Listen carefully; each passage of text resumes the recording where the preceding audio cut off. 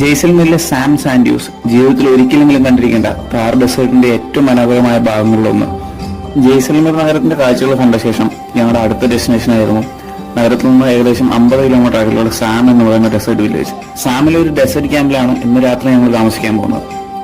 ഏറെ വൈകുന്നതിന് മുമ്പ് check in ചെയ്യണം, കാരണം ഡെസേർട്ടിൽ ഒരിക്കലും മിസ്സാക്കാൻ പാടില്ലാത്ത ഒന്നാണ് സൺസെറ്റ്. ഇതാണ് ക്യാമ്പ്.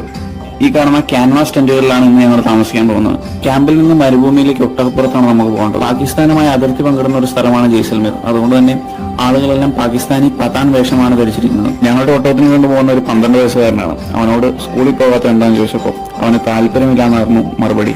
സൺസെറ്റ് കണ്ട് കുറച്ചുനേരം മരുഭൂമിയിൽ സ്പെൻഡ് ചെയ്തതിനു ശേഷം തിരിച്ച് ക്യാമ്പിലേക്ക് പോയി. ക്യാമ്പിൽ ക്യാമ്പ് ഫയറിനൊപ്പം രാജസ്ഥാനി ട്രഡീഷണൽ കലാരൂപങ്ങളും ഉണ്ടായിരുന്നു. താർ മരുഭൂമിയുടെ രാത്രിയിലെ തണുപ്പും ക്യാമ്പ് ഫയറിന്റെ ചൂടും കൂടെ ഈ രാജസ്ഥാനി കലാരൂപങ്ങളും അത് ഞാൻ തുടക്കത്തിൽ പറഞ്ഞ പോലെ ജീവിതത്തിൽ ഒരിക്കലെങ്കിലും എക്സ്പീരിയൻസ് ചെയ്യേണ്ട ഒരു അനുഭവമാണ്.